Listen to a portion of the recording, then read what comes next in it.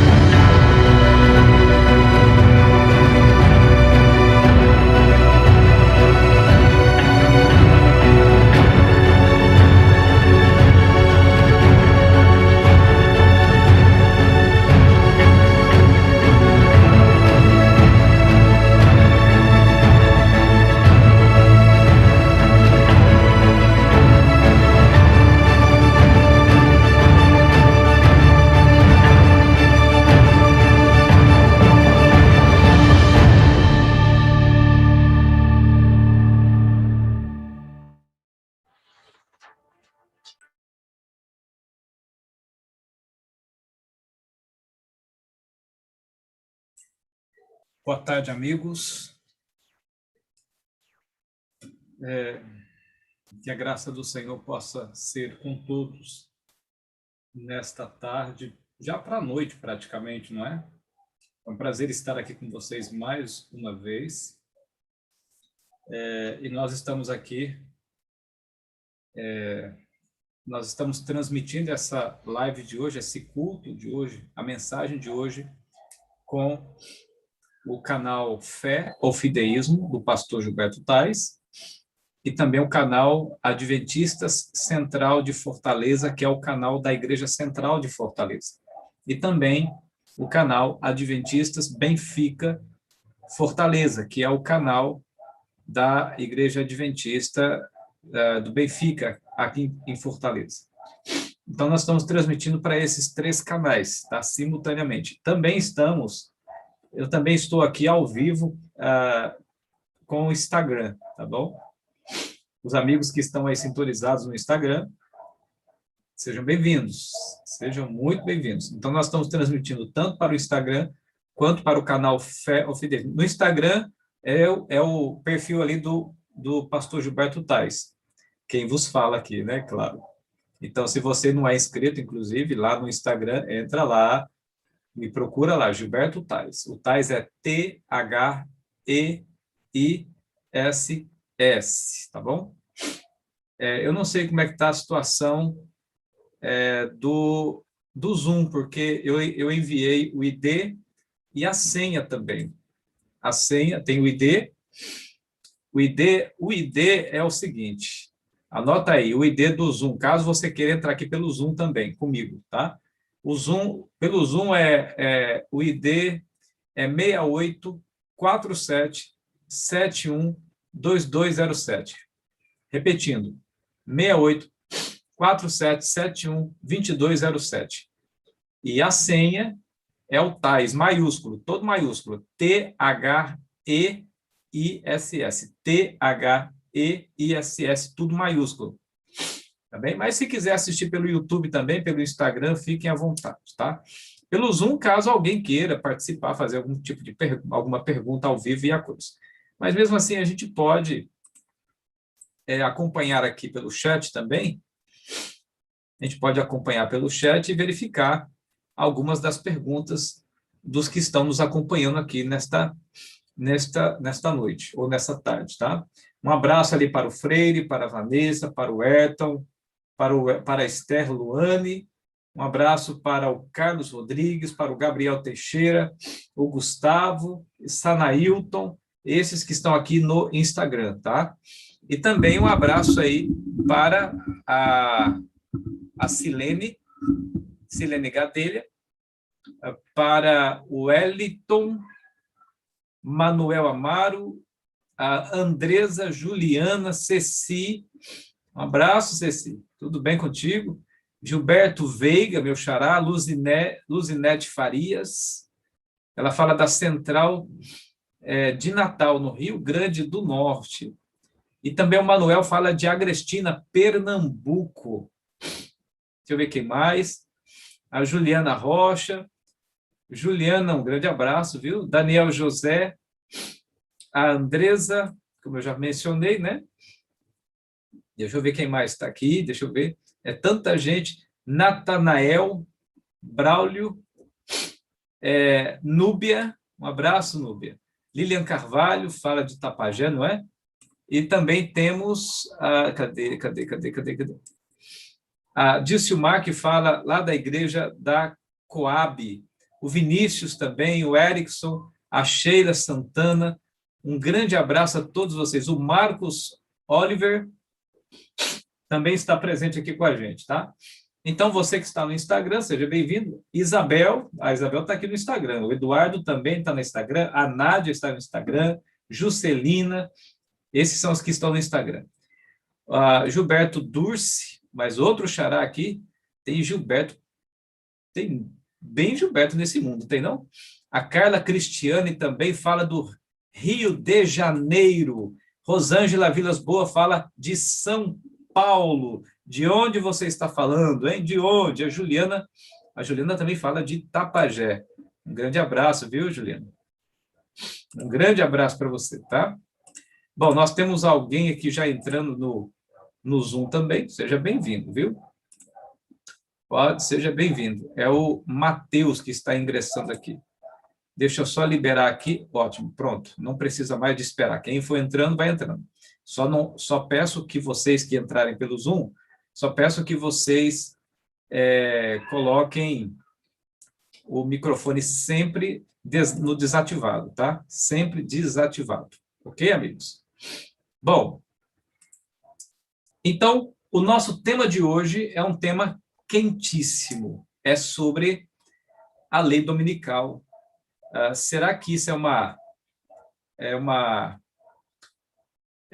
ficção adventista ou será que isso, de fato, vai acontecer? É o nosso estudo de hoje, viu? Você que está aí no Instagram, é o nosso estudo de hoje. Só lembrando, você que ainda não está inscrito no canal do pastor Gilberto Tais, Fé ou Fideísmo, entra lá, viu?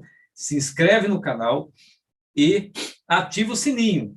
E também aproveita e já se inscreva no canal do Adventistas Central de Fortaleza. E Adventistas Benfica, Fortaleza também. Se inscreva e ativa o sininho. Um detalhe muito importante, gente, vocês precisam clicar aí no curtir. Curte aí, viu? Clica no curtir. Eu descobri recentemente que tem que clicar no curtir também. Por quê? Porque aí o YouTube entende que o vídeo é importante, que o vídeo ele é relevante, eles facilitam esse vídeo ser espalhado ali na plataforma. Então, existe alguma coisa ali que é importante você curtir. Então, você clica aí, curtir, tá bom? Clica aí e se inscreve no canal e também ativa o sininho, ok? Michele Oliveira fala de Teresina, Piauí.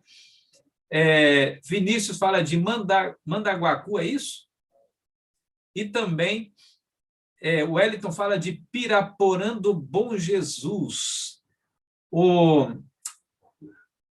deixa eu ver, Vilander Freitas, fala de Gurupi, Tocantins. É isso, Tocantins? Obrigado, amigo. Que Deus te abençoe também, viu? A Andresa fala da Central de Natal, não é? E, deixa eu ver. Ah, sim, a Ivana fala de Campina Grande, Paraíba. É gente do Brasil todo aqui. Tem gente fora também. Tem gente de Portugal assistindo. De vez em quando ele manda aqui um abraço. Ó, eu assisti sua live, lá de Portugal. Um grande abraço, então, a todos vocês, tá bem? O nosso tema hoje, se você tiver alguma dúvida, alguma pergunta, você escreve aí no chat, tá bem? Ou então você entra no Zoom, né? É melhor assistir pelo YouTube, mas se você quiser participar, se você tiver a intenção de fazer alguma pergunta, assim, ao vivo e a cores, né? Você pode fazer a pergunta pelo chat ou pode fazer a pergunta aqui pelo Zoom, tá? Pelo Zoom, aí teria que esperar eu terminar a palestra, o assunto, o estudo de hoje, para você fazer a pergunta. Vamos, então, fazer uma oração para iniciar o tema desta noite? Feche os olhos, vamos orar. Pai querido, obrigado por tua graça e bondade, pela tua misericórdia que é sempre estendida a todos nós, todos os dias. Nós queremos também interceder, Senhor, pelas famílias que estão perdendo pessoas próximas deles por conta da Covid.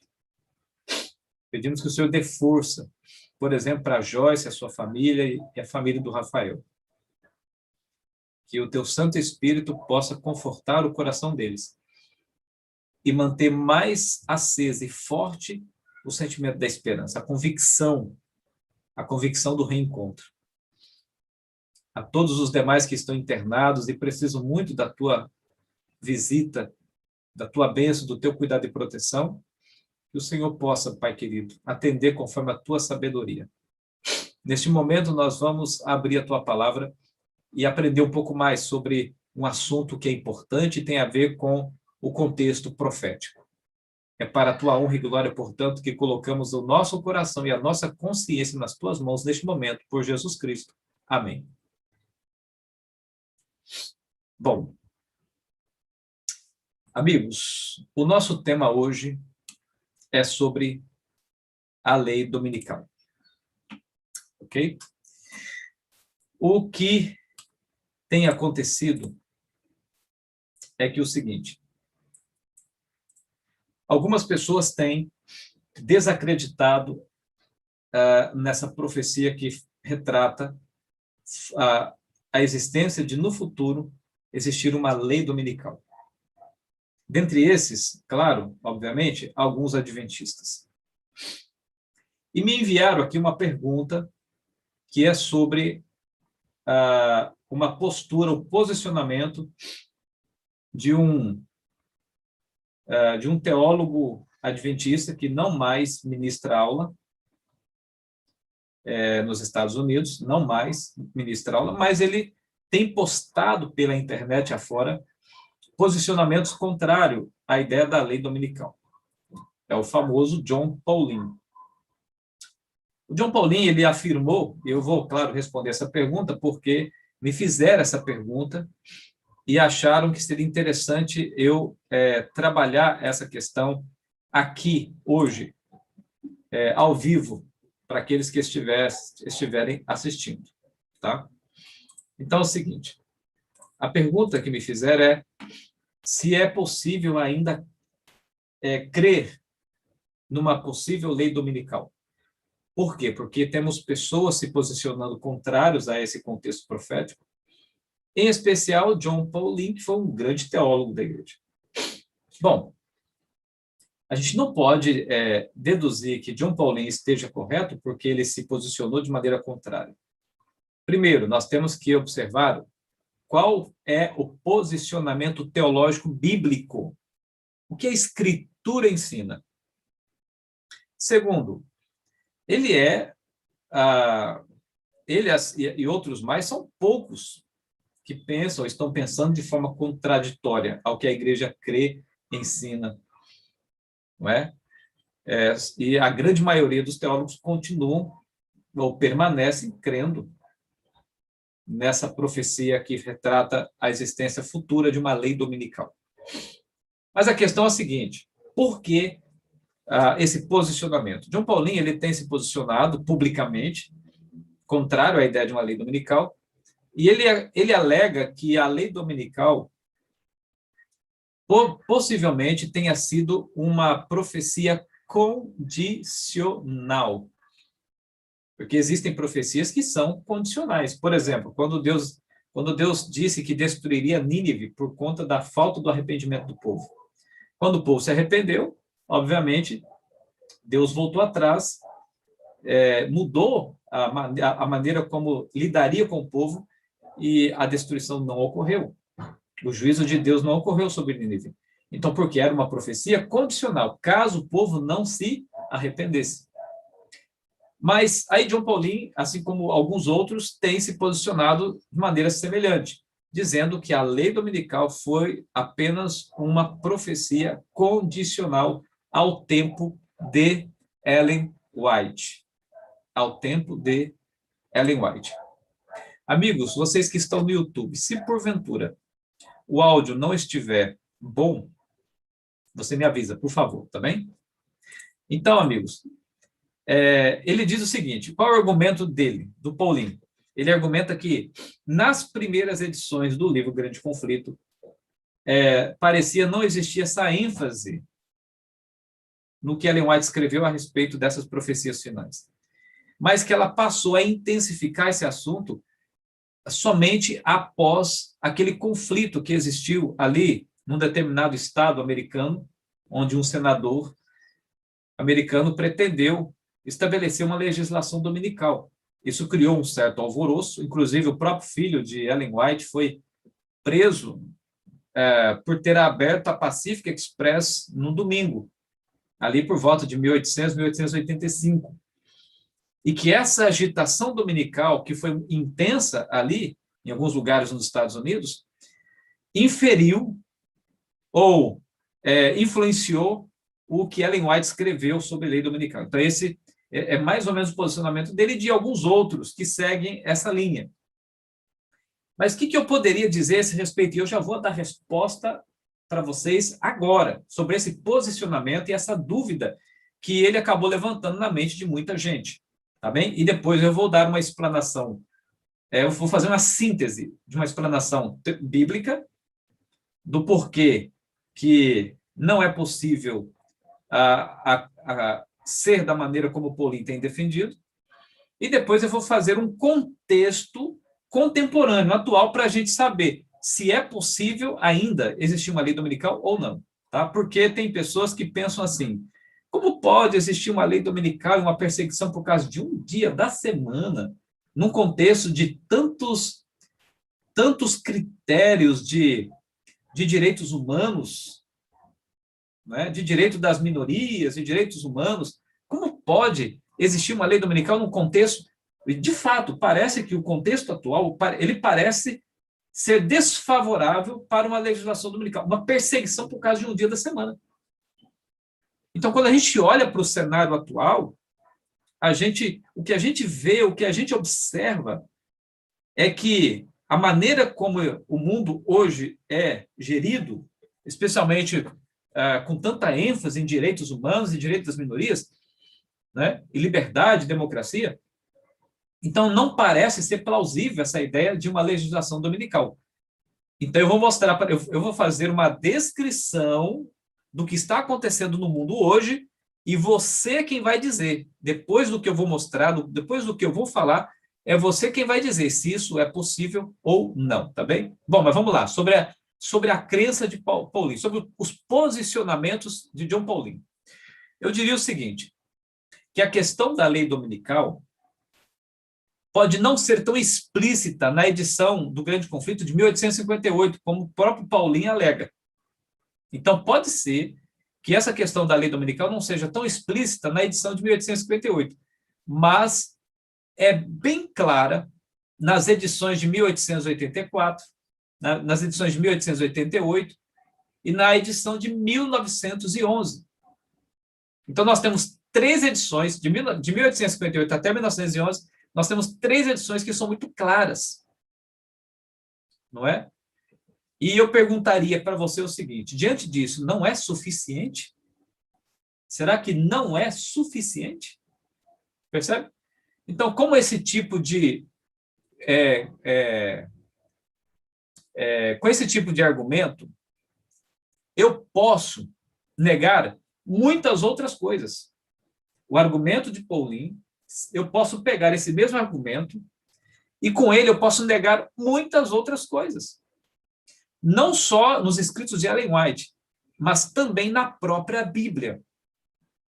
Eu diria o seguinte, eu diria que John Pauline está fazendo uma releitura e uma construção histórico-crítica dos escritos de Ellen White, como sendo historicamente condicionado apenas ao tempo dela, sem nenhuma natureza preditiva, sem nenhuma natureza preditiva. Então, eu penso que Pauline deveria analisar com mais minuciosidade toda a herança puritana americana, toda a herança puritana americana. Segundo, as pretensões dos defensores da causa do domingo.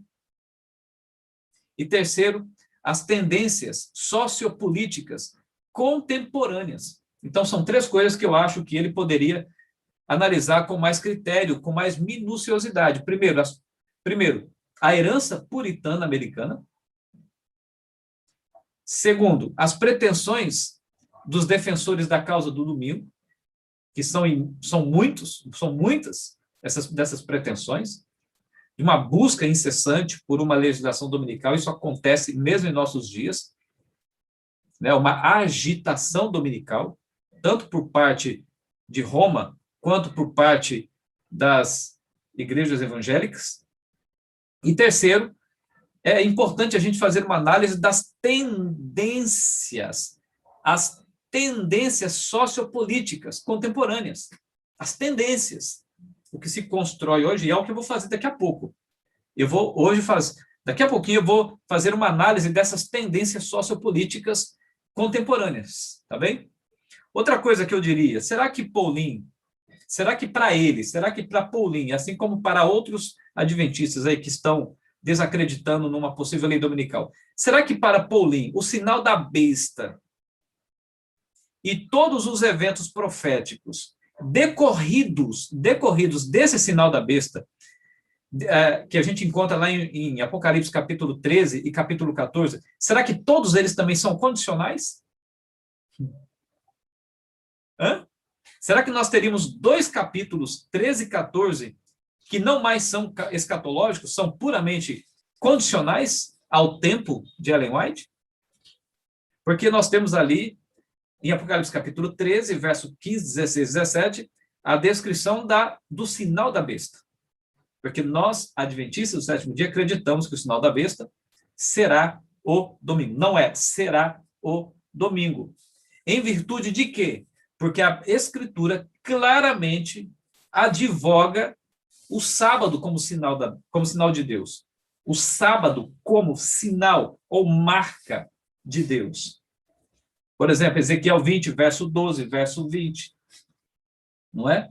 Êxodo 31, verso 15. Então, são textos que aludem essa ideia, advogam essa ideia de que o sábado é o sinal ou marca de Deus. Portanto, se o sábado é a marca ou sinal de Deus, qual seria a marca ou sinal da besta? Então, essa marca, esse sinal da besta, obviamente vai ser um dia contraditório, um sinal contraditório, uma ênfase de adoração contraditória, um falso sábado, um sábado fake news. Então, veja, nós temos antecedentes do sinal da besta e temos acontecimentos que procedem, que são resultantes desse sinal da besta. Eu vou mostrar aqui na tela, para quem está no YouTube vai poder verificar, vai poder visualizar, eu vou mostrar aqui na tela alguns desses acontecimentos que estão antes do sinal da besta e os acontecimentos que estão depois do sinal da besta.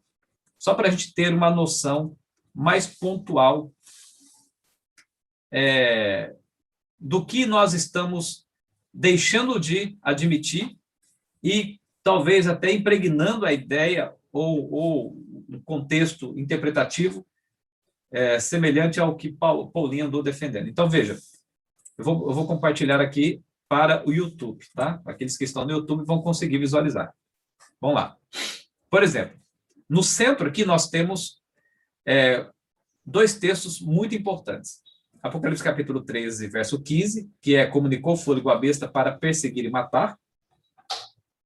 E depois a imposição do sinal da besta, impedindo as pessoas que comprem, de comprarem ou venderem.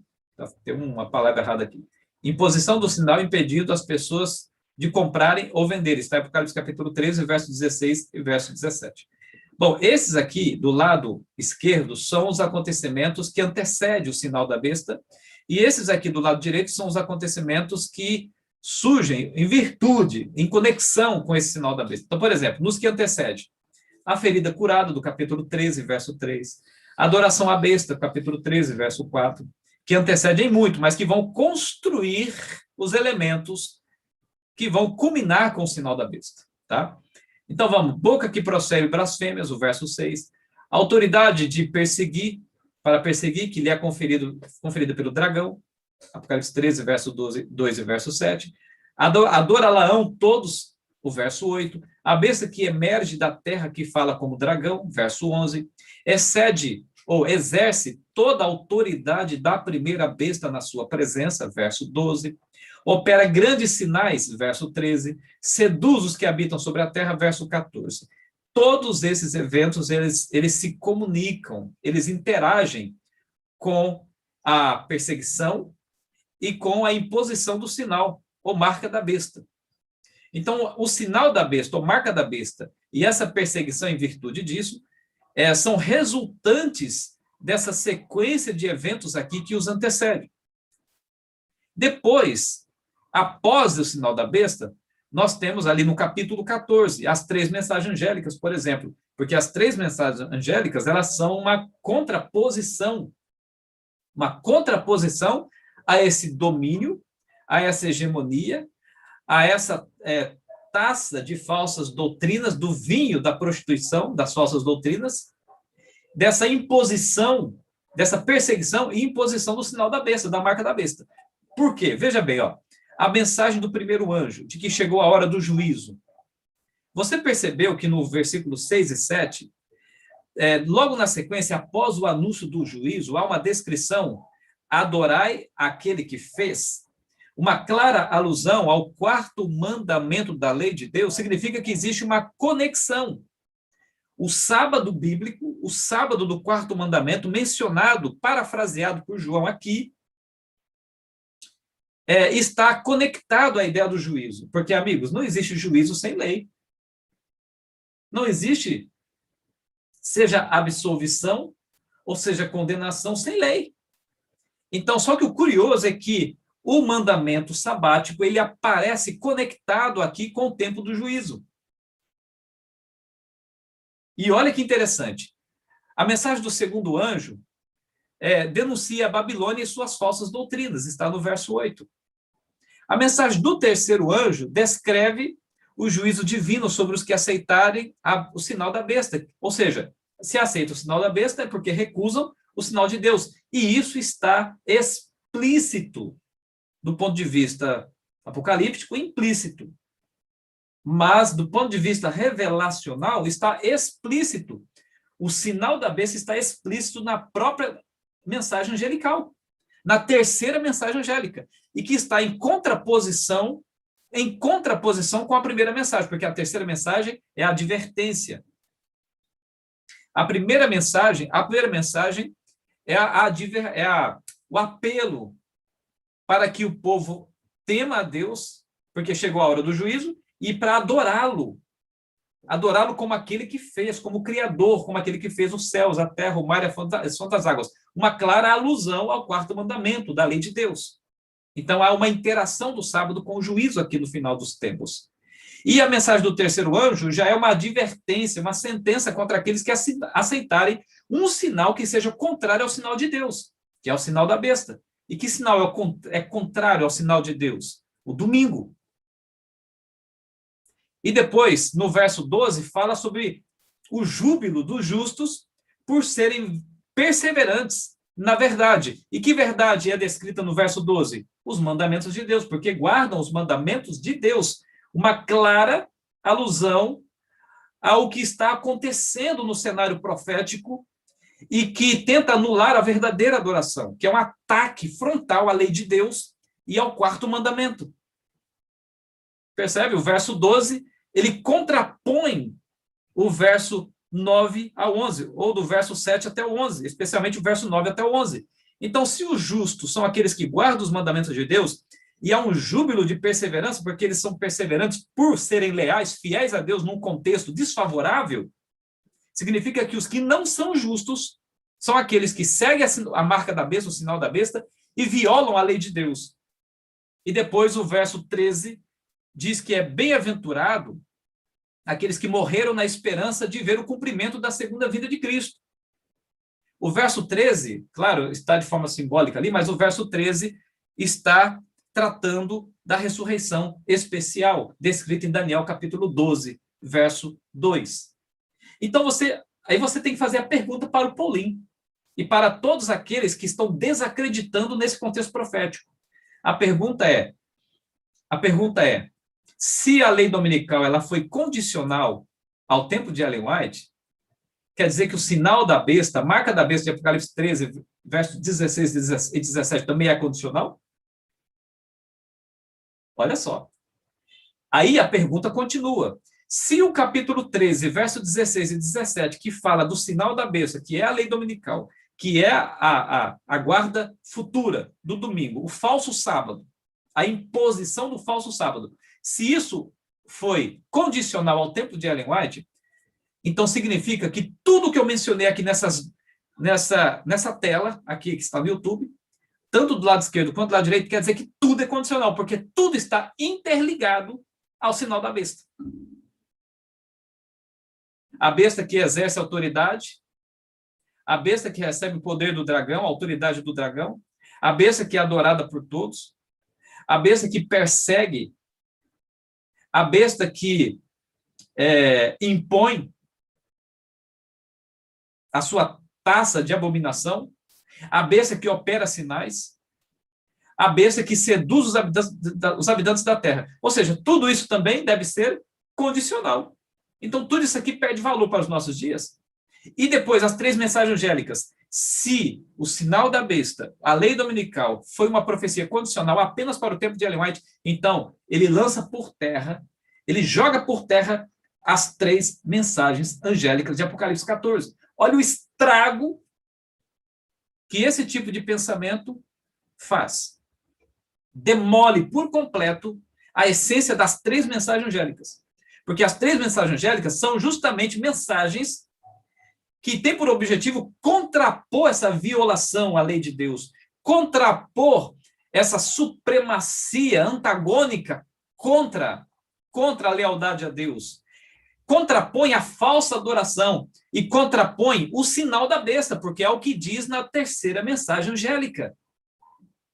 Tudo isso também, então, cairia por terra, porque seria também condicional. Por quê? Porque não tem como desconectar uma coisa da outra. Tudo está plenamente conectado com o capítulo 13, verso 16 e verso 17. Está claro para vocês isso? Bom, mas vamos lá, vamos dar sequência, né? Porque temos muita coisa para mostrar aqui ainda, muita coisa. Vamos lá.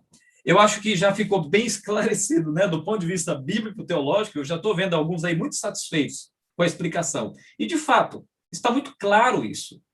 Antes, veja bem, amigos, lei dominical, sinal da besta, lei dominical, não é uma predição Ellen Whiteana. Não é, lei dominical não é uma predição Ellen Whiteana. Ellen White fez menção, sabe por quê? Ellen White, ela intensificou esse assunto em seus escritos, sabe por quê? Porque antes é, obviamente, uma revelação bíblica. escatológica, apocalíptica, profética. Como eu já mencionei aqui para vocês, no capítulo 13 e capítulo 14. Porque o sinal da besta não é mencionado apenas no capítulo 13, é também mencionado no capítulo 14, na terceira mensagem angélica, que é o contraponto à primeira mensagem. A primeira mensagem apresenta a verdadeira adoração, o verdadeiro dia santo do Senhor. Parafraseado por João, adorai aquele que fez o céu, a terra, o mar e a sonda das águas. Em toda a Bíblia, faça uma busca, em toda a Bíblia, onde você encontra essa descrição? No quarto mandamento da lei de Deus, em Êxodo 20, verso 8 a 11. Então, nós temos um contraponto, uma disputa entre a primeira mensagem e a terceira, porque a primeira é um apelo para adorar a Deus no verdadeiro sistema de adoração, no verdadeiro sábado. E o verso 9 a 11 é a advertência para quem adora o falso sábado, o sinal da besta, a marca da besta.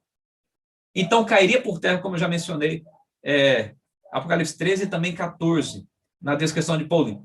Mas eu estava dizendo que antes de Ellen White, antes de ser uma predição de Ellen White, ela era antes uma predição bíblica, teológica, profética, escatológica, apocalíptica, joanina. Mas vamos lá. Outro ponto que é importante a gente entender, tá? É o seguinte. Apocalipse capítulo 13, verso 11. Estou aqui abrindo a minha Bíblia. Apocalipse capítulo 13, verso 11. Apocalipse capítulo 13 e o verso 11. Enquanto eu abro aqui, amigos, enquanto você também procura aí, vamos compartilhar essa live. Compartilhe, copie o link aí do YouTube e joga aí nos seus grupos, nos seus contatos, nas suas redes sociais, no Facebook, faça um apelo, amigos, venham, entrem para assistir. O assunto é muito importante. Então, seja um evangelista web. Compartilha para que mais pessoas possam ter acesso a esse mesmo conteúdo. Combinado? Vamos fazer isso? Então, manda bala, viu? Eu já compartilhei aqui também. Capítulo 13, verso 11, diz assim, ó. Vi ainda outra besta emergir da terra. Possuía 2 chifres, parecendo cordeiro, mas falava como dragão. Então, João viu outra besta. Só que esta agora emerge da terra. A primeira besta, do versículo 1, emerge de onde? Do mar, das águas. O que significa águas na profecia? Segundo o que diz Apocalipse 17, verso 15, dentro do contexto profético, mar, águas, significa povos, multidões. Então, a primeira besta surgiu do meio do povo, do meio das multidões. E você sabe quem é. A segunda besta aqui, essa emerge da terra. Terra é o contrário, é o oposto de mar, de águas. E então, os adventistas do sétimo dia apresentam há mais de 100 anos a seguinte interpretação. Do mar, a besta que sobe do mar é a besta que promulga o domingo como dia do Senhor. É aquela que combate o sábado bíblico, o mandamento de Deus. É aquela que, além de violar, ainda ensina para que o mundo todo também viole. É a taça da abominação da Babilônia. É Roma e as suas filhas. Já a segunda besta, essa do versículo 11, essa emerge da terra. Você deve se lembrar que na Idade Média, ali durante aquele período de inquisições, você percebe, você sabe que a igreja, por si, ela não tinha poder nenhum. Ela precisava do poder civil, do poder do Estado, para promover as perseguições. No final dos tempos, não é diferente. A segunda besta, ela vem para dar fôlego à primeira besta. É o que diz o verso 15, ó. Ele foi dado comunicar fôlego à imagem da besta. Então, a segunda besta do verso 11, que emerge da terra, representa a nação dominante. Aquela que é a única no planeta capaz de influenciar o mundo todo. A falsa adoração. A imposição dessa marca, desse sinal da besta. Não existe, amigos, nenhuma nação no mundo hoje tão soberana quanto os Estados Unidos. Sequer semelhante. Sequer próxima dos Estados Unidos. Então, os adventistas acreditam há mais de 100 anos que a segunda besta se cumpre na nação americana. os Estados Unidos. E a cada ano que passa, isso fica mais claro, porque a cada ano que passa, a nação americana se torna mais poderosa, mais influenciadora, mais dominante. Pastor, mas e a China? Pastor, e a Rússia? Amigos, vocês já ouviram o ditado que cão que late demais nunca morde? Bom, eu não sei se isso é verdade, né? Porque uma vez um cachorrinho latia demais para mim e me deu uma mordida. Um cachorrinho pequeno. Mas o ditado, ele tem um princípio a ser ensinado.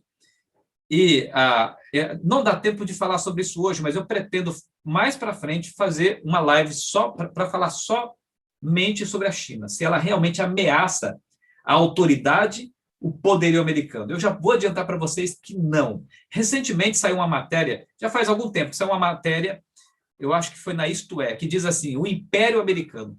Amigos, e mostra ali a grotesca diferença do poderio americano com o resto do mundo. Chega a ser absurdo. Absurdo. A diferença, tanto do ponto de vista econômico, financeiro, né? Militarmente, culturalmente, a nação americana ela é e continua sendo ainda extremamente soberana. Mas vamos lá, deixa eu retomar aqui, a gente ganha tempo. Então, aqui diz que essa segunda besta possuía 2 chifres. Os estudiosos, já de longas datas, interpretam esses 2 chifres, como de cordeiro, como representando as 2 essências da nação. A essência da liberdade, da democracia religiosa e a democracia política. E que são os 2 chifres que condiciona, que permite a nação americana parecer-se com o cordeiro. Essa democracia, essa essência democrática de liberdade religiosa e civil, política, é o que faz dessa nação, é o que contribui também é o que contribui para que essa nação se pareça com o cordeiro.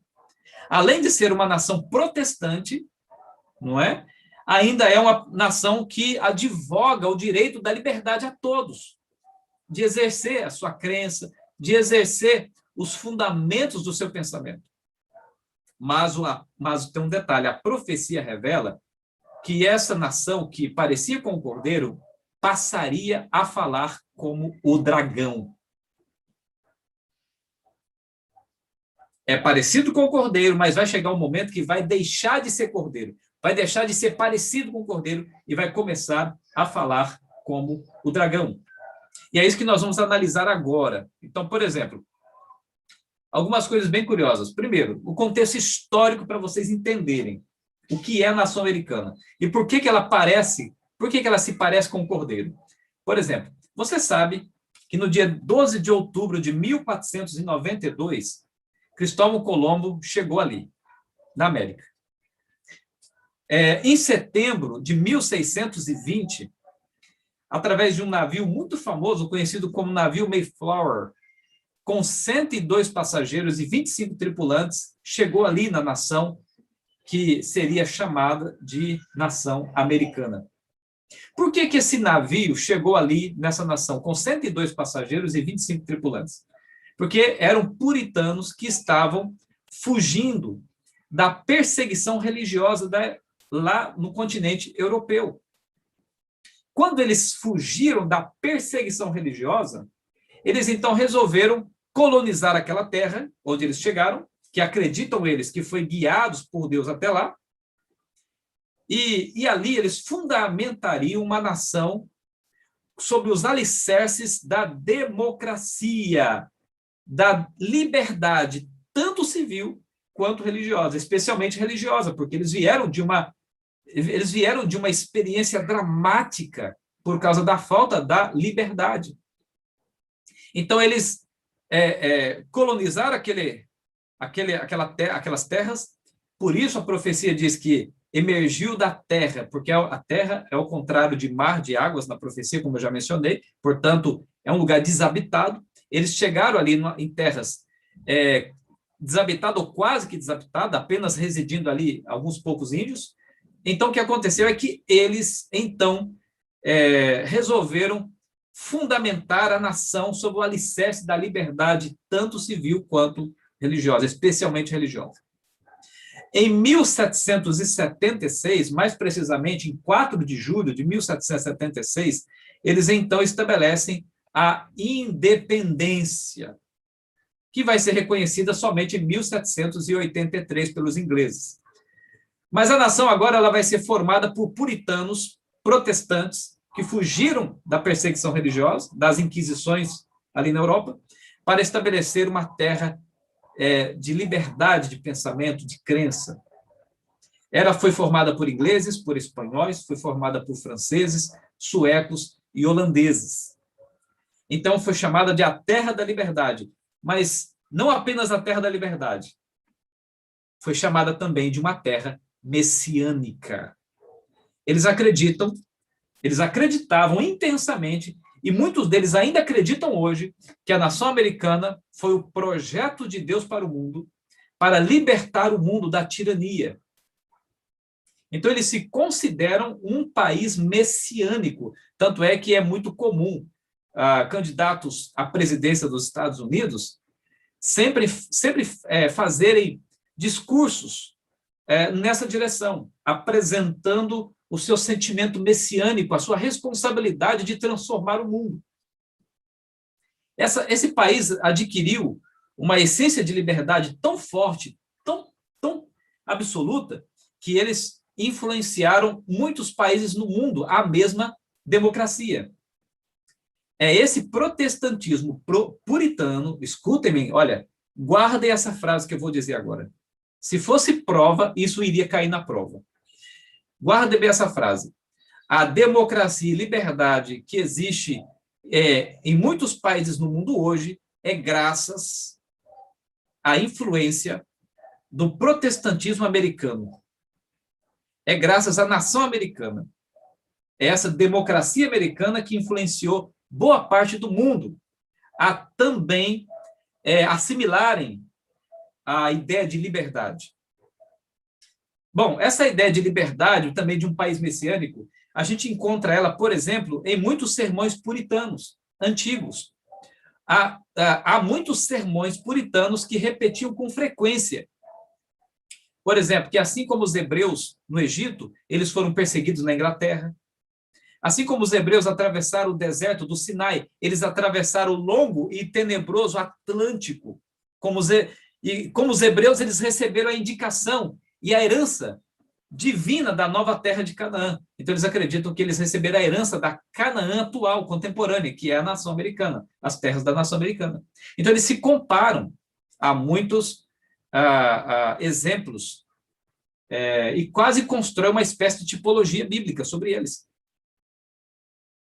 Amigos, então isso é muito evidente na própria história americana, nos sermões puritanos, a gente encontra muito essas referências e inferências, essas alusões, essas assimilações ou semelhanças entre a nação americana e os hebreus, o povo de Israel, especialmente quando recebem o cumprimento da terra prometida. Mas a profecia revela que essa nação, que um dia foi chamada de a nação que se parece com o Cordeiro, a profecia revela aqui no capítulo 13, você abriu aí, né, a Bíblia, leu comigo, Apocalipse 13, verso 11, a profecia revela que essa nação passaria a falar como o dragão. Em algum momento da história, passaria a falar como dragão. Então, por exemplo, vamos ver um contexto profético para a gente construir essa ideia, tá bem? Por que a nação americana passaria a falar como dragão? Só porque iria impor uma lei dominical no futuro? Ou vai impor uma lei dominical no futuro? Só por isso? Não. A gente precisa pensar fora da caixa. Talvez Paulinho e outros, talvez não consigam olhar para o mundo hoje e ver um cenário favorável a uma lei dominical, uma legislação dominical, e uma perseguição por causa de um dia da semana, talvez por ficarem pensando dentro da caixa. E o que seria pensar fora da caixa? É deixar aquele método tradicional de interpretação para pensar na conjuntura, no cenário sociopolítico, cultural de hoje. Vou exemplificar. O que seria pensar dentro da caixa? É pensar assim, ó. como antigamente. Se você pegar os livros antigos, a gente vai encontrar isso. Autores adventistas dizendo isso, que é o protestantismo puritano, quem vai promulgar, quem vai impulsionar, quem vai influenciar o mundo a uma legislação dominical. Os Estados Unidos, primeiramente, e depois o resto do mundo copiando o exemplo dos Estados Unidos. Bom, amigos, não faz sentido. Sabe por que não faz sentido você pensar dentro da caixa, como nessa explanação, de que é o protestantismo puritano quem vai fazer tal coisa? Pelo seguinte, o protestantismo puritano, aquele antigo, está quase se extinguindo.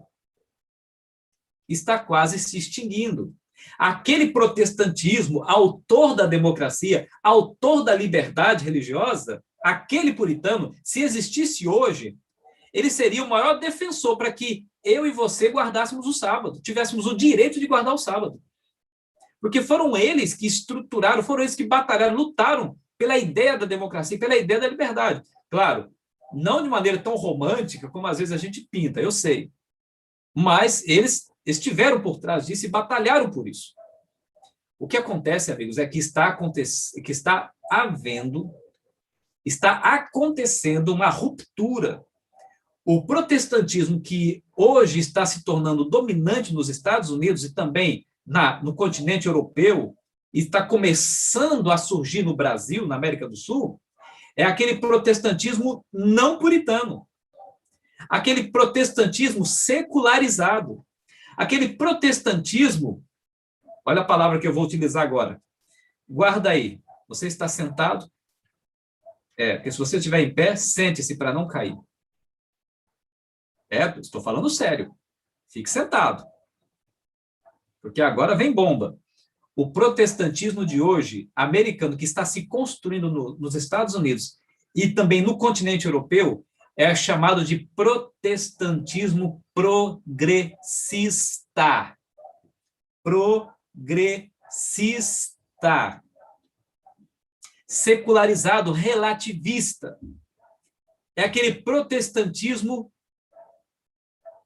que abandonou ou está abandonando ainda mais a ideia de sola escritura, tota escritura. É o protestantismo comprometido com o secularismo, comprometido com as nuances culturais. É aquele protestantismo comprometido com o liberalismo atual, com a nova maneira de interpretar o mundo.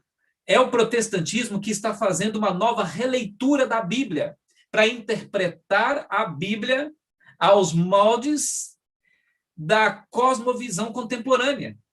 É aquele protestantismo progressista. Quando eu digo progressista, é aquele protestantismo que está interpretando a Bíblia de acordo com as necessidades contemporâneas e não de acordo com o escritor pretendeu ensinar. E não de acordo com o que o autor pretendeu ensinar. Tipo, isso é para aquele povo do passado. E nós hoje? Então, agora precisamos fazer uma releitura da Bíblia para atender às necessidades contemporâneas. Esse é o protestantismo progressista. O protestantismo, aquele que lutava pelo direito, aquele que lutava pela liberdade, aquele que lutava pela democracia, está se extinguindo, acabando. Isso é pensar fora da caixa.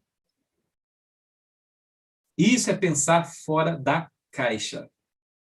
Então, veja, a lei dominical vai ser apenas a ponta do iceberg. Tem mais coisa por debaixo do pano, por debaixo aí do mar.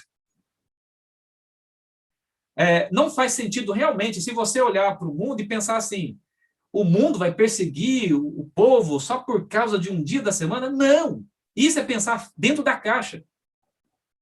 O que está se construindo hoje, no Ocidente, na religião ocidental, é um tipo de cristianismo, de religião cristã, mais voltada aos interesses contemporâneos, secularistas, relativistas e progressistas. E isso a Bíblia já nos alertava. Quer ver isso na Bíblia? Então vamos descer o iceberg, vamos ver o que está debaixo, encoberto, porque a lei dominical é apenas a ponta do iceberg, é o que aparece no cenário, é o que aparece além do mar, acima do mar. Vamos então dar um mergulho e ver o que está debaixo do iceberg? Abra sua Bíblia em 2 Timóteo, capítulo 3. Abra sua Bíblia. Esse aqui é um contexto contemporâneo. O que eu vou mostrar para vocês é o pensar fora da caixa. O que eu vou mostrar para vocês é o protestantismo progressista, aqui na Bíblia. Abra sua Bíblia. 2 Timóteo, capítulo 3. Olha, amigos, mesmo que a gente demore um pouquinho para terminar, fique até o final. Você nem imagina o que você vai ouvir aqui hoje. Então, fique até o fim, tá bom? Esquece as outras coisas. Fique até o final, tá? 2 Timóteo, capítulo 3. Olha o que está oculto debaixo do iceberg. Capítulo 3, verso 1 em diante. Diz assim: Sabe, porém, isto, nos últimos dias sobrevirão tempos... Tempos o quê? Tempos difíceis. Por que Paulo está dizendo que sobrevirão tempos difíceis? Por que Paulo está afirmando que sobrevirão tempos difíceis? Você vai saber por quê. O verso 2 em diante vai nos ajudar a ter uma noção do porquê que Paulo disse que nos últimos dias sobrevirão tempos difíceis. Pega aí, hein? Pegou aí? Vamos lá. Verso 2. Aí ele vai começar assim. Veja, eu sei que você já conhece o texto, mas tem algo aqui no texto que talvez você não tenha pego. Então, segura aí. Olha o que diz, verso 2. Pois os homens serão egoístas, avarentos, jactanciosos, arrogantes, blasfemadores, desobedientes aos pais, ingratos, irreverentes. Verso 3. Desafeiçoados. Sabe o que significa essa palavra desafeiçoados? Essa palavra aqui no grego, desafeiçoados, é astorgos, no grego. É a mesma palavra de Romanos 1, verso 31, onde Paulo vai trazer um discurso que está conectado com o relacionamento homoafetivo. Homem com homem, mulher com mulher. Está lá no contexto de Romanos, capítulo 1. Você pode depois ler o capítulo todo com calma. O verso 31 aparece essa palavra, desafeiçoado, astorgos. E está conectado ali com o contexto paulino. Na descrição sobre comportamentos desafeiçoados, está conectado com a ideia, ali em Romanos 1, com o comportamento homoafetivo. Homem com homem, mulher com mulher.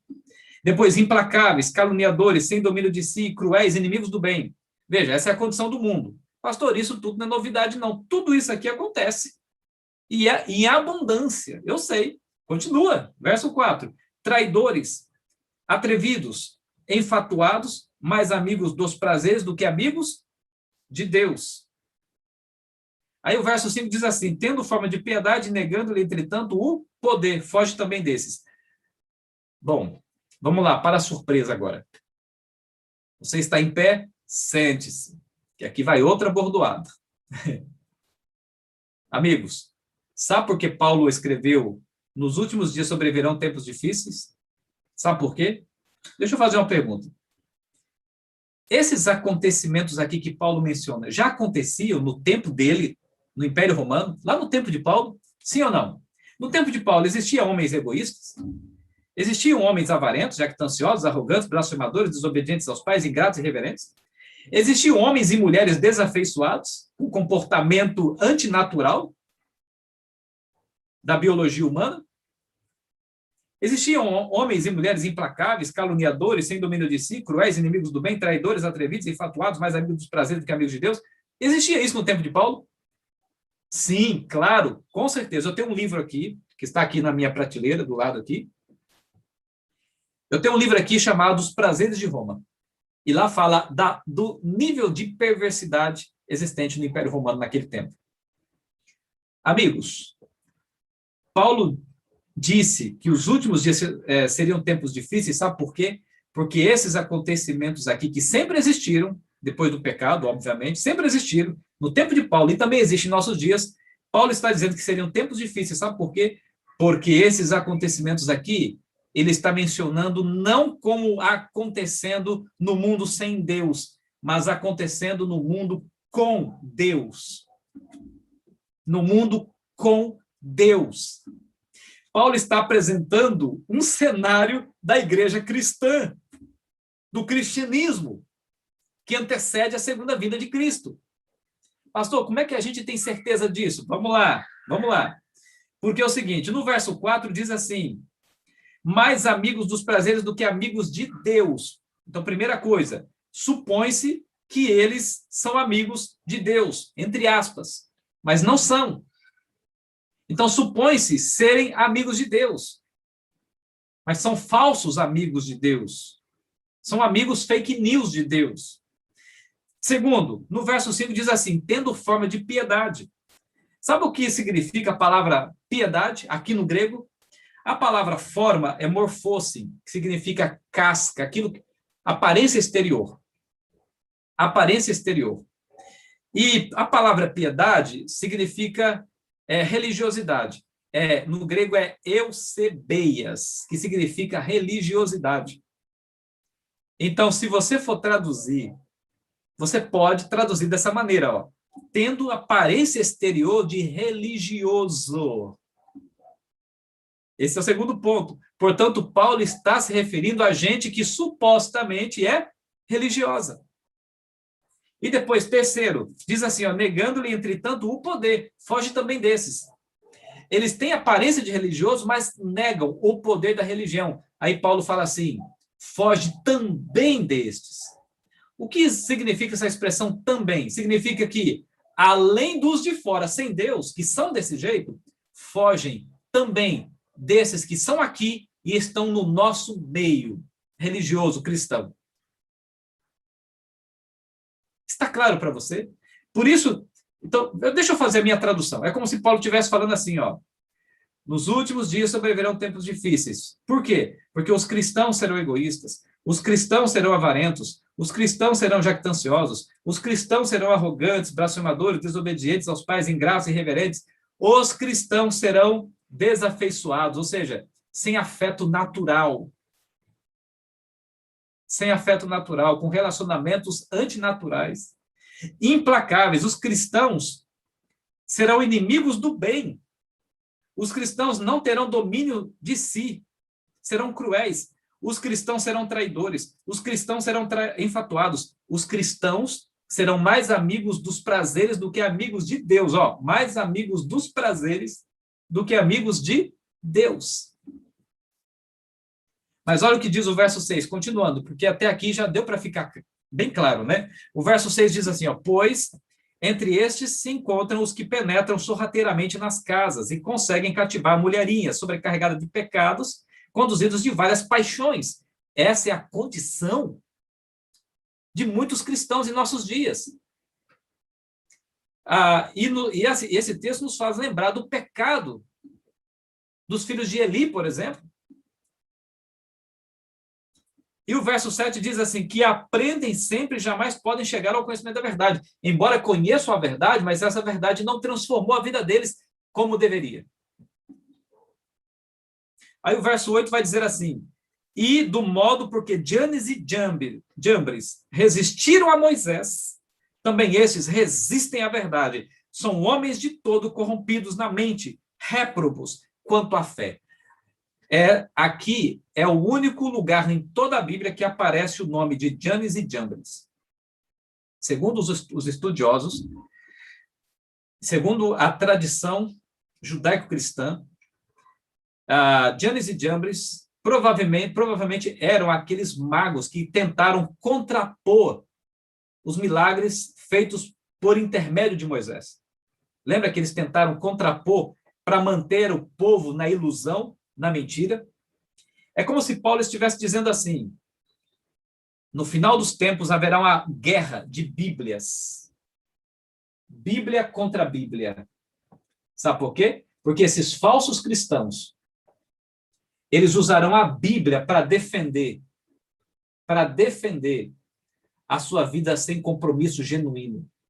Eles usarão a Bíblia para contrapor as verdades mais essenciais dela. Eles usarão a Bíblia para defender as ideologias progressistas. Eles usarão a Bíblia para desenvolver uma conivência com aquilo que Deus nunca foi conivente. Eles usarão a Bíblia para colocar em liquidação aquilo que Deus não colocou em liquidação. Eles usarão a Bíblia para defender o relativismo, usarão a Bíblia para defender o secularismo cristão. E não é exatamente o que está acontecendo hoje? Gente usando a Bíblia para defender o comportamento homossexual. Gente usando a Bíblia, gente, olha, tem até gente usando a Bíblia para defender a pedofilia. Tem gente usando a Bíblia para defender o poliamor. Tem igreja evangélica, tem pastores evangélicos defendendo essas pautas de cunho político, social, cultural, marxista, progressista. Do ponto de vista cultural, obviamente, eu lamento dizer aos marxistas de plantão, eu lamento dizer, mas não existe nenhuma compatibilidade entre marxismo e cristianismo. Eu pego rabeira naquilo que Michelson Borges tem falado já há algum tempo. Não existe compatibilidade, harmonia entre esse marxismo cultural, esse progressismo ideológico e a escritura sagrada. Eu defendo verdades usando a Bíblia e não sistemas ideológicos.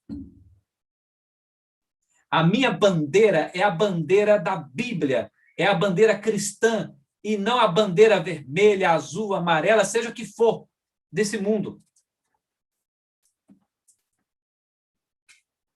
Bom, mas aí eu fecho parênteses, porque eu precisaria de mais 1 hora ou 1h30 para entrar nesse assunto, para esclarecer minuciosamente. Continuando aqui, né, no verso 8, então fala de Janes e Jambres, que tentava contrapor a Moisés ali para conservar o povo na ignorância, conservar o povo na ilusão, na mentira. E é o que muitos fazem hoje. Hoje existe uma verdadeira batalha de Bíblias, Bíblia contra Bíblia. Porque tem gente levantando a Bíblia, tem igrejas evangélicas levantando a Bíblia, tem movimentos feministas usando a Bíblia. Já existe até a teologia feminista, a hermenêutica feminista, existe até a hermenêutica LGBTista, que tem por objetivo interpretar a Bíblia à luz do progressismo, interpretar a Bíblia à luz das ideologias contemporâneas, interpretar a Bíblia à luz das necessidades culturais da nossa época.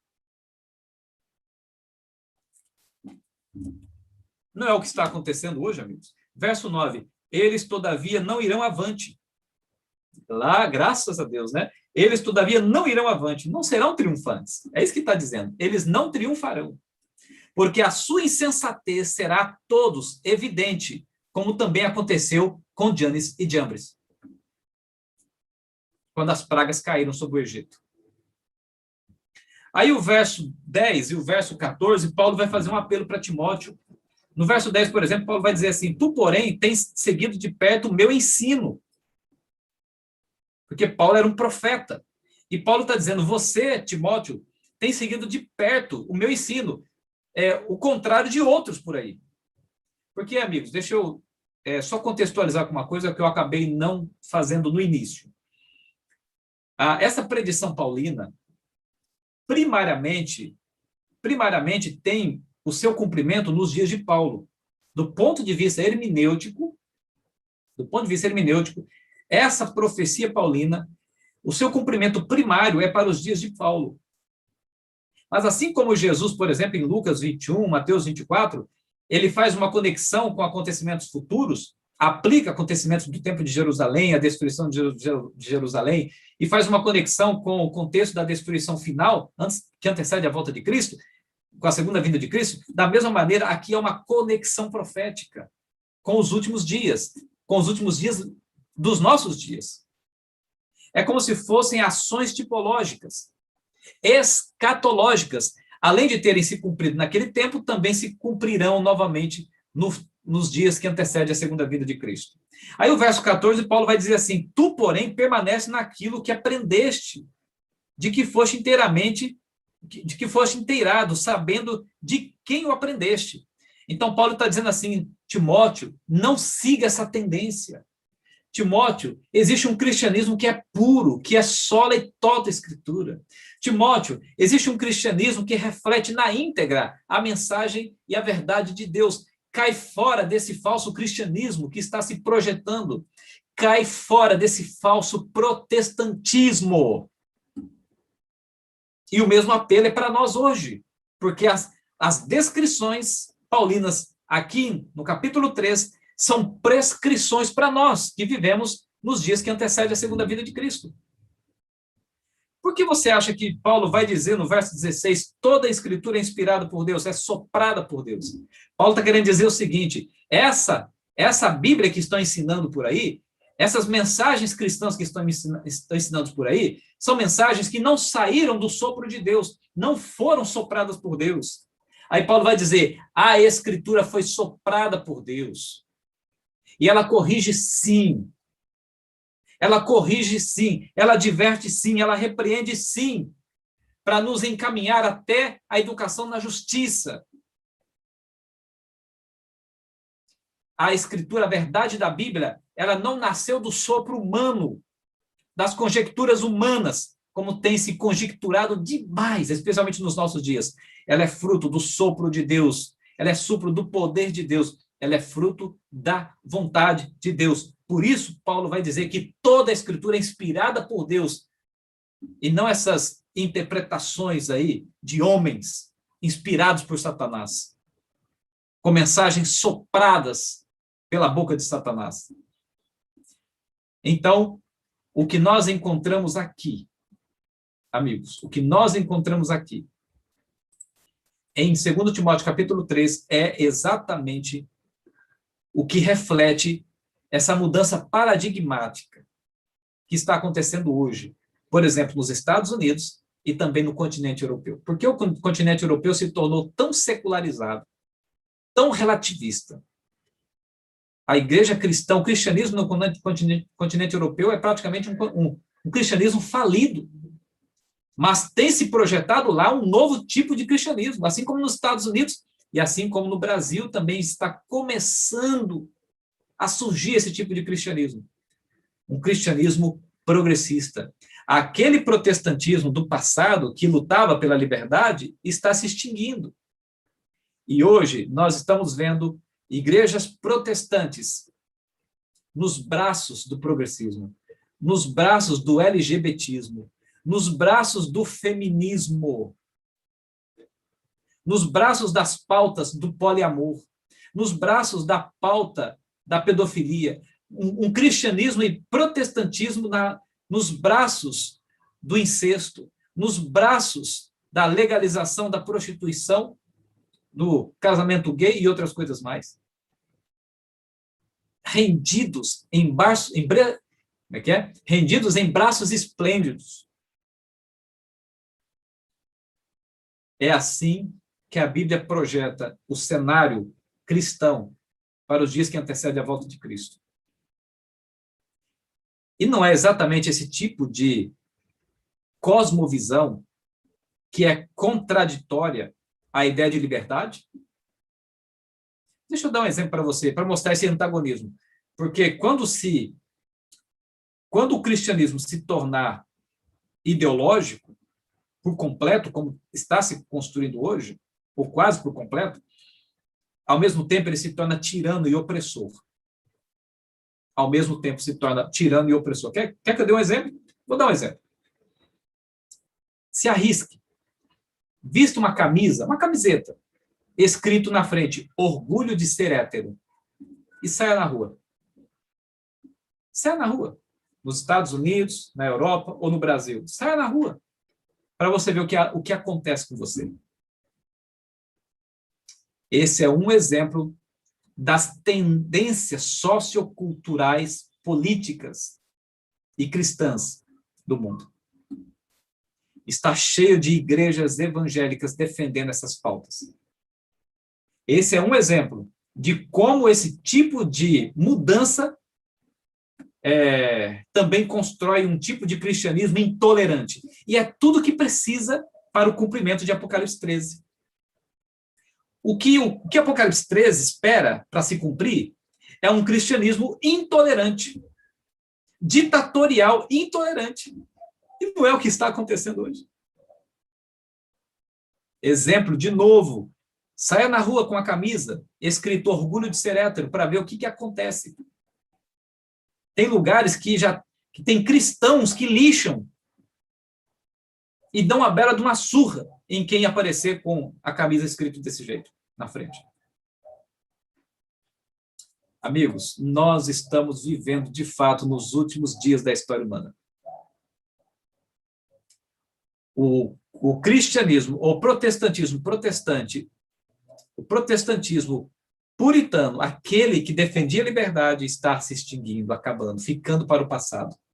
E hoje está se levantando um novo protestantismo, com uma nova visão de vida, com uma nova releitura da Bíblia, com uma nova proposta de interpretação bíblica para atender às necessidades da cultura contemporânea. Hoje nós estamos vendo crescendo a passos largos um protestantismo progressista e, ao mesmo tempo, também intolerante. Assim como o resto do mundo, sem Deus, intolerante. Então, vocês estão acabando de perceber que pensar fora da caixa nos faz ter clara certeza de que, de fato, a lei dominical ela está mais próxima de ser um acontecimento real do que a gente imagina.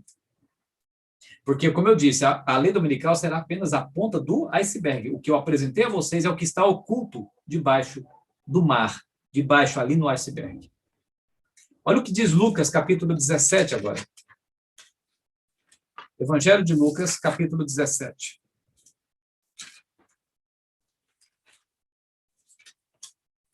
Evangelho de Lucas, capítulo 17.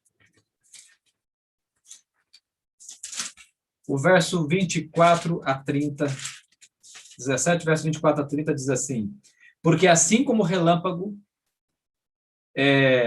fuzilando brilha de uma outra extremidade do céu, assim será no dia do Filho do Homem. Falando da segunda vinda. Aí o verso 25 em diante. Mas importa que primeiro ele padeça muitas coisas e seja rejeitado por esta geração. Aqui, novamente, a exemplo da carta paulina, a exemplo de João, a exemplo de Mateus e Lucas, no capítulo 21 de Lucas. Aqui existe hermeneuticamente falando, um contexto para aquela época, mas, ao mesmo tempo, uma predição futura. Antes do Filho do Homem aparecer nas nuvens do céu, como relâmpago, é necessário que ele seja rejeitado, primeiro seja rejeitado por esta geração. E não é o que acontece hoje. Isso aqui já dá... eu precisaria de mais uma hora para explicar isso aqui, porque eu tenho uma palestra que eu falo sobre a rejeição de Cristo em nossos dias. E não preciso muito para esclarecer isso. Você sabe, Jesus é rejeitado hoje como era rejeitado no passado, só que de uma forma diferente. De que maneira? O princípio é o mesmo, mas de que maneira? Hoje Jesus é rejeitado nas academias, Jesus é rejeitado nas principais revistas do mundo. A revista Isto É, a revista Super Interessante, a revista Veja, são recordistas em publicar matérias tentando desacreditar a história de Jesus. São exemplos. E tem aqueles que acreditam que Jesus até existiu, mas não era Deus, era apenas um indivíduo que criou um canal no YouTube da época, e para ganhar likes, ele inventou uma história bonita para ganhar seguidores. Então, existe hoje uma massificação da ideia de que Jesus ou era um farsante ou ele nunca existiu. Eu tenho aqui livro e também tenho revistas com matérias, com capítulos, tentando provar que Jesus nunca existiu. Por isso que eu tenho uma palestra de mais ou menos 1h20, onde eu descrevo essas ideias de rejeição à existência de Cristo e depois as provas extra-bíblicas da existência dele. Mas esse é outro momento. Aí o verso 27. Comiam, bebiam, casavam e davam-se em casamento até o dia que Noé entrou na arca e veio o dilúvio e destruiu a todos. Aí depois no verso 28 vai dizer assim, o mesmo aconteceu nos dias de Ló. Comiam, bebiam, compravam, vendiam, plantavam e edificavam. Mas no dia que Ló saiu de Sodoma, choveu fogo e enxofre e destruiu a todos. Então, aqui Jesus está falando que o mundo, antes da sua vinda, será um mundo que vai rejeitá-lo como Senhor, será um mundo que vai ser perverso, como nos dias de Noé, e profundamente promíscuo, como nos dias de Ló. Lembra quando Deus destruiu Sodoma e Gomorra? Jesus disse que os tempos finais serão semelhantes, o tempo final será semelhante ao tempo de Ló. E eu descrevi aqui, em 2 Timóteo, capítulo 3, esta realidade também incutida nas palavras de Paulo ali, quando ele usa a expressão sem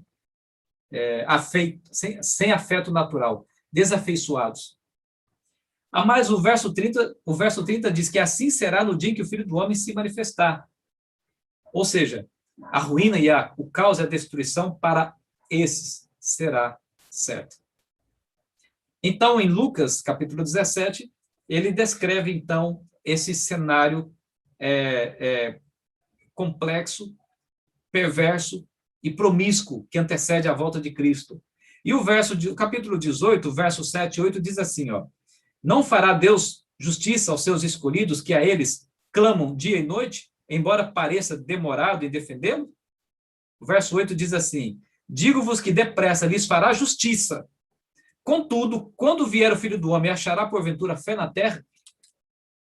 Ou seja, Jesus está dizendo aqui que serão poucos que estarão em pé naquele dia, perseverantes ao lado da verdade, apesar dos maus exemplos, apesar das pressões existentes no próprio cristianismo, para a gente ceder aos valores e aos princípios. Ceder desses valores. E se tornando um cristão mais contemporâneo, progressista, ideológico. Eu estou falando isso com base no que a gente viu no todo, não apenas no que estou lendo aqui da ausência de fé, no critério que envolve a questão de fé, né? Esse antagonismo com a fé aqui no capítulo 18, tá bem? E, 1 Timóteo, capítulo 4, é o último verso que eu vou ler. 1 Timóteo, capítulo 4, verso 1, diz assim, 1 Timóteo, capítulo 4, o verso 1, diz assim, ora, o Espírito afirma expressamente que nos últimos tempos alguns apostatarão da fé por obedecerem a espíritos enganadores e ensinos de demônios. Então, primeiro, Paulo fala de apostasia na fé. E Jesus, em Lucas 18, verso 8, fala, porventura encontrarei fé na terra? Então, existe um trocadilho aqui. É como se essa apostasia fosse, de fato, com base em pessoas que um dia tiveram a fé verdadeira, genuína. Então, uma apostasia da fé, uma apostasia conceitual, não apenas no sentido de crer, não apenas no sentido de devotar, mas no sentido de conceito, tá bom? De princípios cristãos genuínos.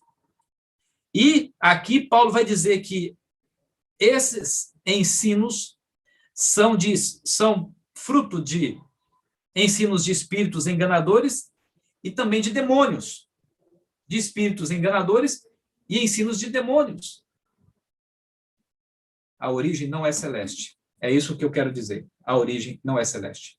Eu vou mostrar agora na tela para vocês que estão no YouTube, no canal Fé ou Fideísmo, lá no YouTube, ou no canal Adventistas Central Fortaleza, ou no canal Adventistas Benfica Fortaleza. Eu vou mostrar aqui a tela, vou compartilhar a minha tela para vocês verem uma coisa.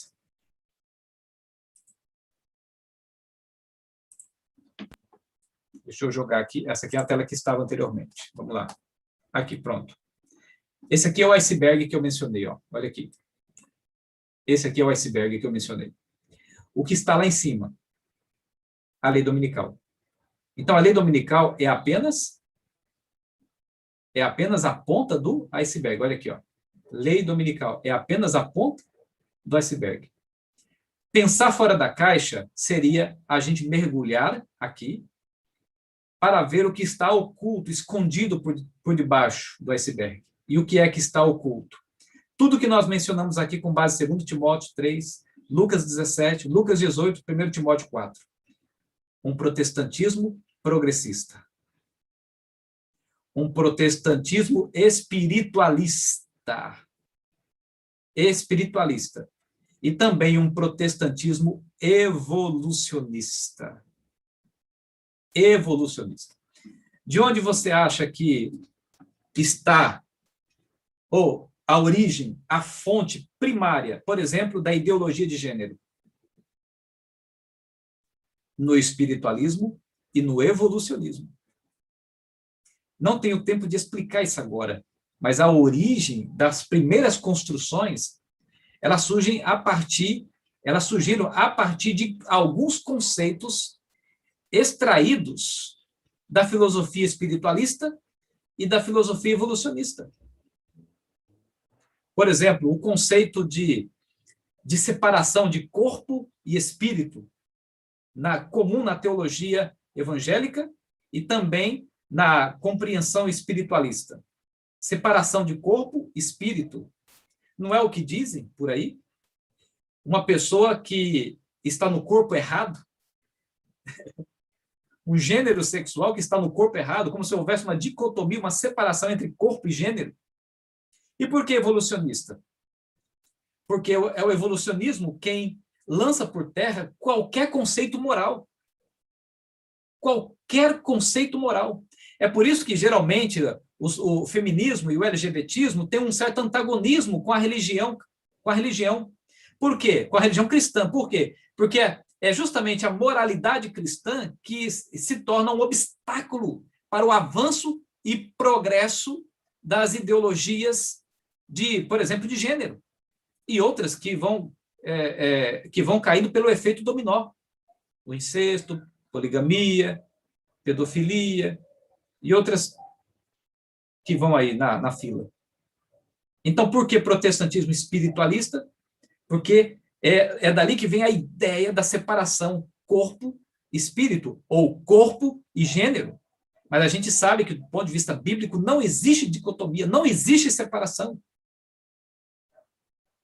E também do evolucionismo, porque é o evolucionismo quem derruba por completo a ideia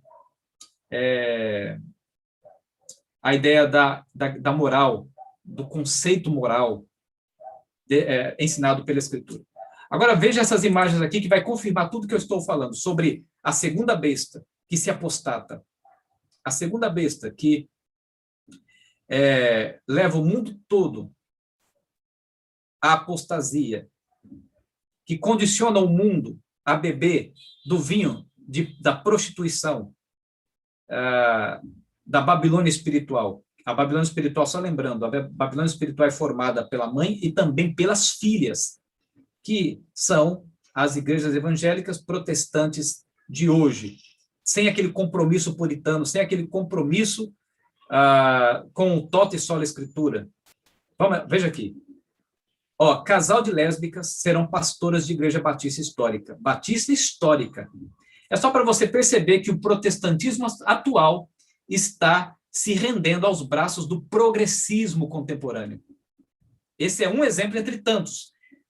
Mas eu vou me prender mais nesses exemplos aqui. Veja aqui. Governo Biden rompe aliança mundial contra aborto, apoiada por... Bom, isso aqui não é importante. Você consegue ver aí? Consegue perceber? O governo Biden rompe por causa de quê? Por causa da questão do aborto. Pasme, existem igrejas evangélicas aderindo ao aborto também, assim como as demais ideologias progressistas. Ideologia de gênero, Biden assina a ordem LGBT e fala em banheiro para crianças. Amigos, isso aqui é histórico. Isso aqui é a primeira vez que acontece na nação que nasceu de um berço protestante, puritano. É a primeira vez na história que um país protestante, como os Estados Unidos, né, que era de essência protestante, de berço protestante, começa, então, a aderir a uma nova roupagem cristã, ou uma nova roupagem ideológica, ou uma nova roupagem social. que cria um rompimento ainda maior contra a Bíblia, que estabelece um divórcio ainda mais amplo à Bíblia. O protestantismo americano, a nação que era protestante, que ainda é protestante, mas não puritana, que ainda é protestante, mas não mais fiel, que ainda é protestante, só que comprometida com o progressismo ideológico, essa nação protestante está decretando definitivamente o seu divórcio ao tota e sola escritura. Olha essa outra matéria. Diplomacia dos Estados Unidos está autorizada a usar bandeira LGBT em escritórios. Veja essa outra matéria. Decisão de Biden sobre trans é o fim dos esportes femininos. Veja essa outra matéria. Diplomacia dos Estados Unidos está autorizada a usar bandeira LGBT em escritório. Já mostrei, né? Biden deve revogar lei de Trump que proíbe transexuais no exército. Ideologia de gênero. Biden assina ordem LGBT e fala em banheiro. Já mencionei. Por que está voltando aqui? Ok, aqui. Secretário de Estado do governo Biden promete apoio à agenda LGBT. A agenda LGBT. Biden ameaça sanções contra a Nigéria por não adotar a agenda LGBT. Amigos, a nação americana querendo até criar sanção econômica contra países que não aderem à agenda LGBT. Nunca na história americana aconteceu um negócio desse. Se os protestantes da fundação da nação americana ressuscitassem hoje e vissem isso aqui, eles ficariam horrorizados, tremendamente chocados. Grupo alerta sobre esforço da ONU para criar lista de grupos de ódio LGBT, ou seja, grupos que, por intermédio da ONU, estão tentando criar uma lista de grupos de ódio a LGBT. Ou seja, as igrejas cristãs que não forem coniventes poderiam entrar para a lista, como, por exemplo, a Igreja Adventista do Sétimo Dia? Poderia entrar para a lista de ódio ao movimento LGBT? Vamos lá. Amazon remove livros cristãos que tratam sobre homossexualidade, uma agenda, até mesmo no âmbito econômico. E Soros comemora nas redes sociais a chegada da agenda globalista de Biden. George Soros é um dos maiores investidores na agenda globalista, na agenda progressista global no mundo. E por isso ele está aqui sorrindo à toa, né? Pela vitória de Biden nos Estados Unidos. Políticas de Biden geram temor sobre o fim da liberdade religiosa nos Estados Unidos. Percebe? O fruto de todo esse cenário de construção histórica do presente em direção ao futuro? Políticas de Biden geram temor sobre o fim da liberdade religiosa nos Estados Unidos. Bom, amigos, vejam o que Ellen White escreveu.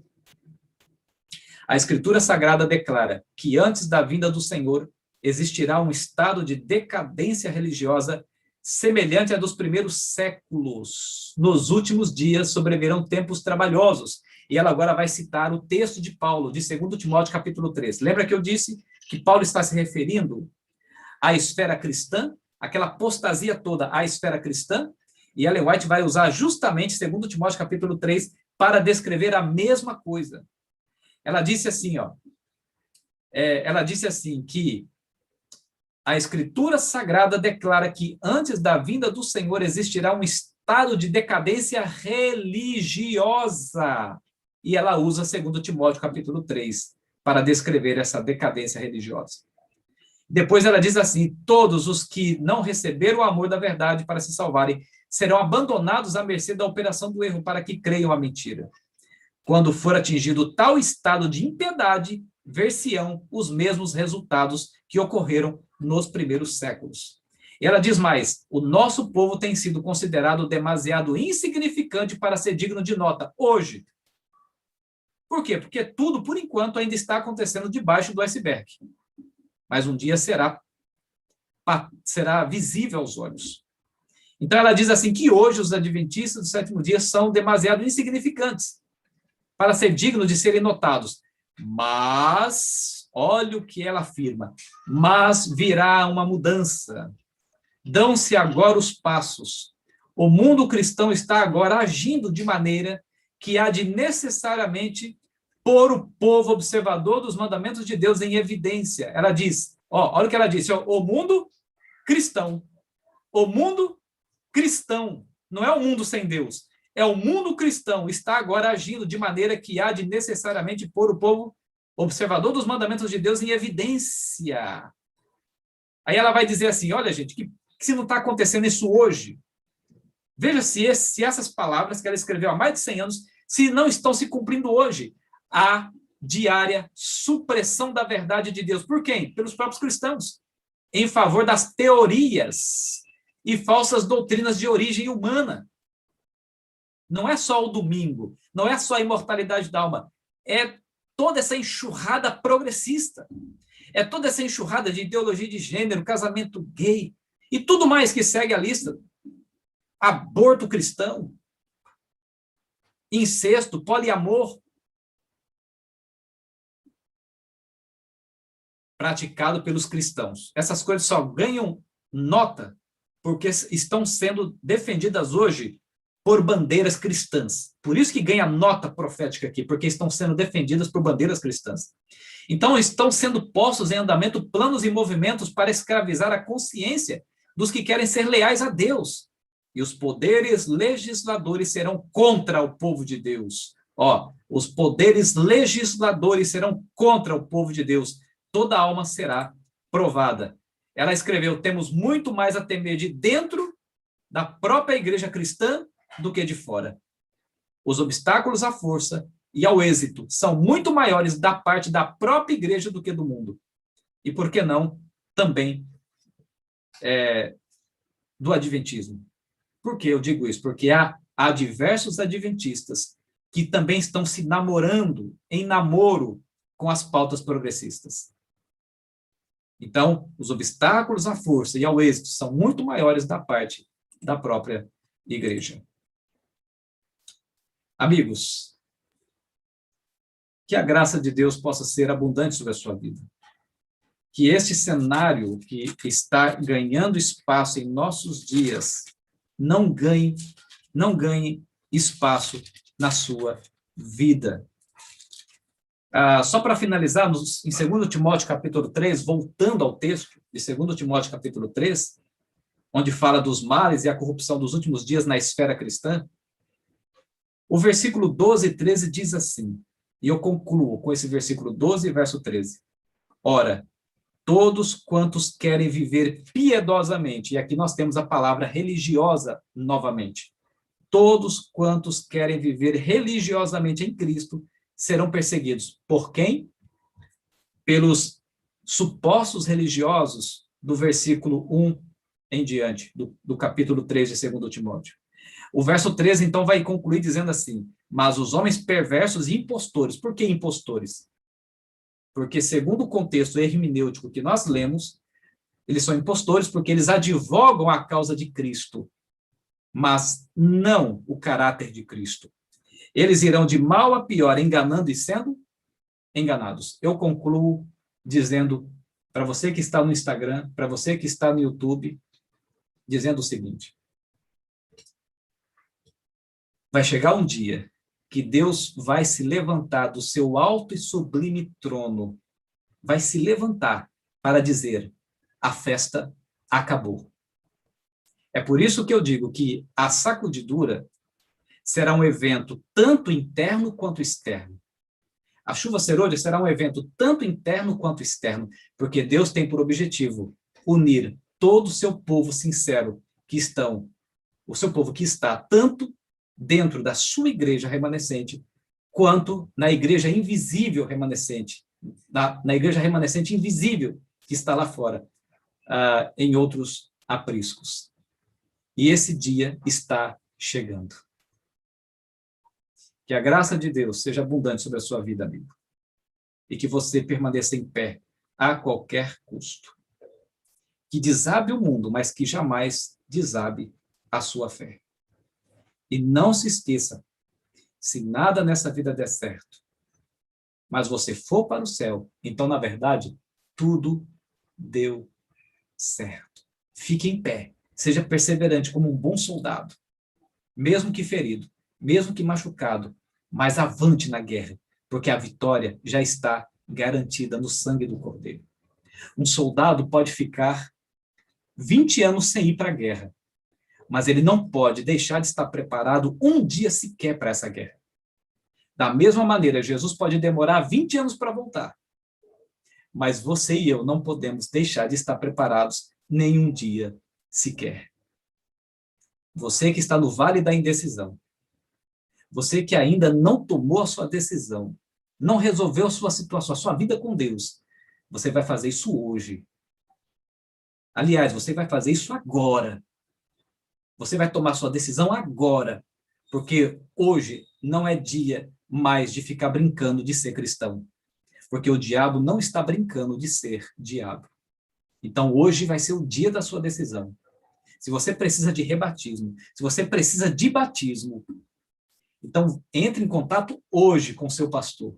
Entre em contato hoje com uma igreja adventista mais perto de você e diga a eles, olha, eu quero renovar a minha vida com Deus, eu quero fazer parte desta igreja que está esperando a segunda vinda de Cristo, porque eu quero ser recebido em glória junto com os meus irmãos na fé. Vamos orar agora por isso? Feche os olhos. Pai querido, obrigado. Obrigado por nunca ter desistido da gente. Obrigado por nunca ter virado as costas e ido embora. E obrigado pela tua palavra que esclarece, que revela, que nos mostra uma direção de maneira clara.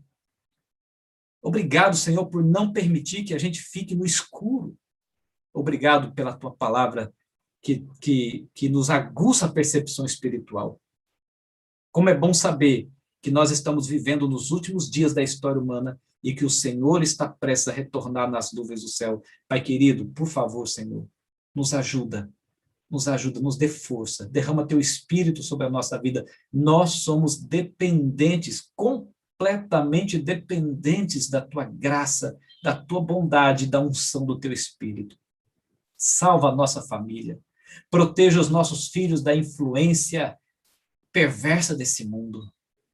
Por favor, querido Deus, atenda a nossa súplica, nós imploramos, Deus eterno. E agora também pedimos que o Senhor conforte o coração daqueles que perderam amigos e parentes por conta desta enfermidade. Especialmente ali a Joyce, a sua família, a família do Rafael. Pai querido, coloque uma esperança mais aguçada, mais vibrante no coração deles. Nós suplicamos, não apenas a eles, mas todos os demais que também passam pela mesma dificuldade. É no mérito do Senhor Jesus, portanto, que nós entregamos tudo em tuas mãos, para a tua honra e glória. Amém, amém e amém. Amém, amigos. Bom, amigos, foi um prazer estar com vocês. Só lembrando que amanhã, segunda-feira, às 19 horas, eu estarei aqui no canal fazendo uma entrevista com 4 amigos que foram antitrinitarianos. E vocês nem imaginam o que eles vão revelar aqui para a gente amanhã. Olha, é imperdível. 4 ex-antitrinitarianos, 2 que fizeram parte do movimento dissidente adventistas históricos e 2 que fizeram parte do movimento dissidente chamado 4 Anjos. Eles estarão aqui trazendo revelações assim chocantes e você não pode perder. É imperdível, tá bem? E no próximo sábado, às 16h30, eu vou estar aqui com um estudo sobre as profecias de Daniel. E eu vou falar sobre o capítulo 2 de Daniel. E no próximo domingo, nesse mesmo horário, às 18 horas, continuando a série Eventos Finais, e eu vou falar sobre a chuva temporã, a chuva do Espírito Santo, a chuva que prepara o campo para a semente do Evangelho no coração das pessoas. O mundo é o solo e o coração das pessoas, o coração das pessoas é o solo e a palavra de Deus é a semente que nós precisamos plantar no coração dela. Então eu vou falar sobre a chuva temporã, a promessa de Joel, capítulo 2, o cumprimento lá em Atos, capítulo 2, e o que é previsto para o final dos tempos. Então, que Deus abençoe vocês e até a próxima. E não se esqueça de se inscrever nos canais que transmitiram essa live de hoje. O canal da Igreja Adventista Central de Fortaleza, Adventistas Central Fortaleza, o canal da Igreja Adventista do Benfica, Adventistas Benfica Fortaleza, e o canal do pastor Gilberto Tais, Fé ou Fideísmo. E também se inscreva lá no Instagram do pastor Gilberto Tais. No Instagram é @Gilberto Tais. O Tais é THEISS. Então, um grande abraço.